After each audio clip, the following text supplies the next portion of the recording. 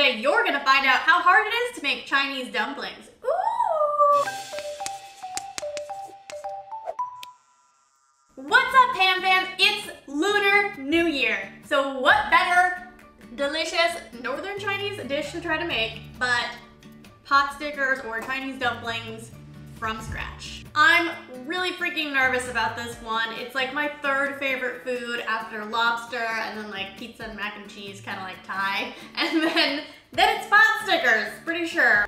Oh, maybe it's cake. Anyways, top 5 for sure. And I've never made this from scratch. And I think it might be really hard. So let's find out the real deal on this DIY. For today's tutorial, you need flour, soy sauce, green onion, ground pork, ginger, salt, pepper, and sesame oil. You also need water. We're testing a recipe from Maggie Zhu.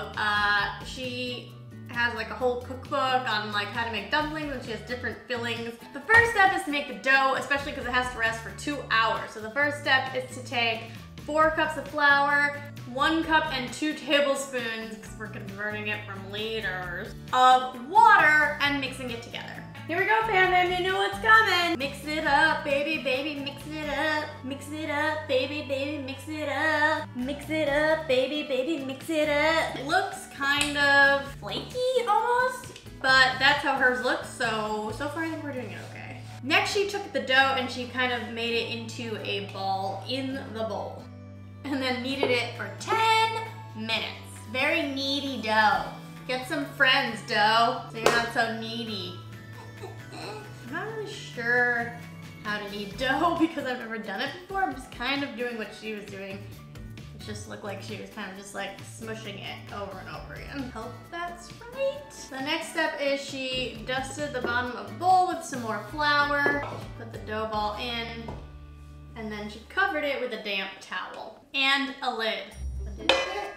No. This bit? No. This bit? That's probably good enough. Then you put it in the fridge for 2 hours.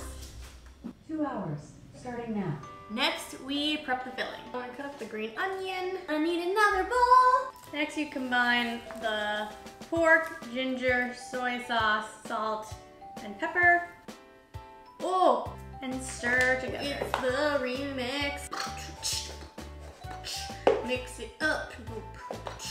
That's really bad. You add the green onions and the sesame oil right before you're ready to wrap. So I'm going to cover this with some plastic wrap and then let it sit for a little bit while I prep my dumplings, which are ready to go. The next step is to knead this for another 3 to 5 minutes and then cover it again with the towel and let it sit for half an hour. And it should be springy now, it says. Yeah, it's pretty springy. Next, you slice off 1/6 of the dough. You put the rest of it back in to your covering so that it doesn't dry out while you're prepping your dumplings. Next, you roll your dough out into a stick that's about 1 inch in diameter. Next, you're supposed to cut this into about 12 pieces. I only got 10 pieces and mine don't look exactly like hers, but the next step is to flour both sides, so let's flour it up. Next, you press each one into a round disc with just your hand. And then after that, you roll it out to be thinner than a CD, which some of you probably don't even know what a CD looks like. If you're too young to know, go ask your parents. See? Now, we have to finish the filling. So I'm gonna add the green onion. Oh my God, it smells so good. Mix it up, baby, baby, mix it up.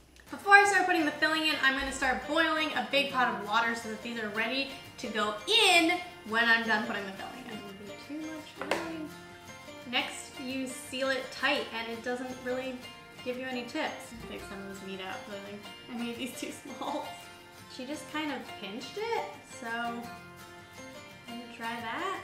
I have a very large fear that all of these are just gonna fly open in the water because I don't know if I'm sealing them right. Next, we add the dumplings 1 by 1 into the boiling water. Then she said to continuously stir.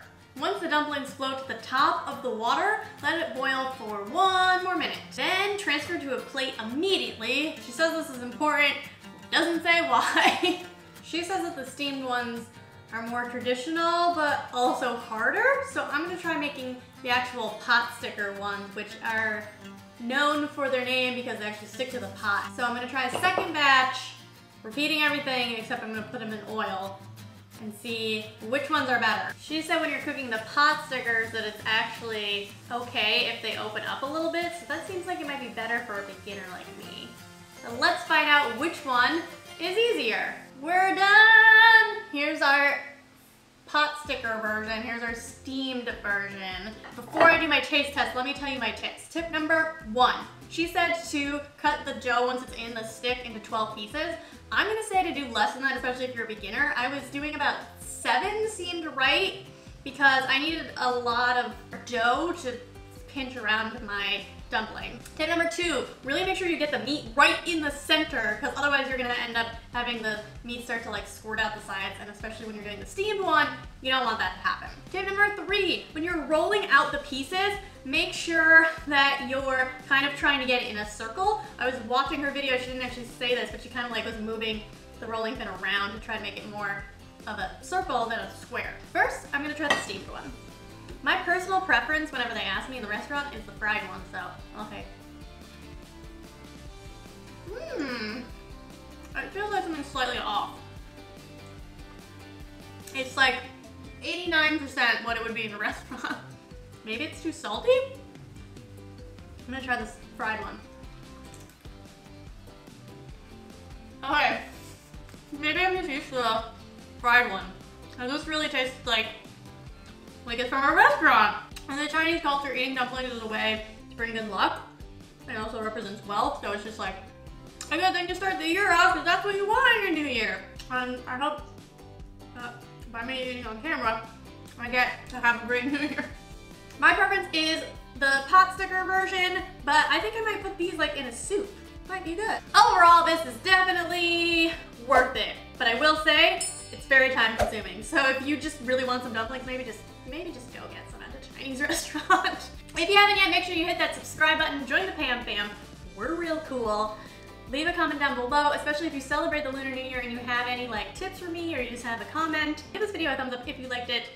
Make sure you hit that notification bell and follow me on Instagram, Twitter, Snapchat, PamOnSunset on all 3 of those. Happiness for the whole year! Yay!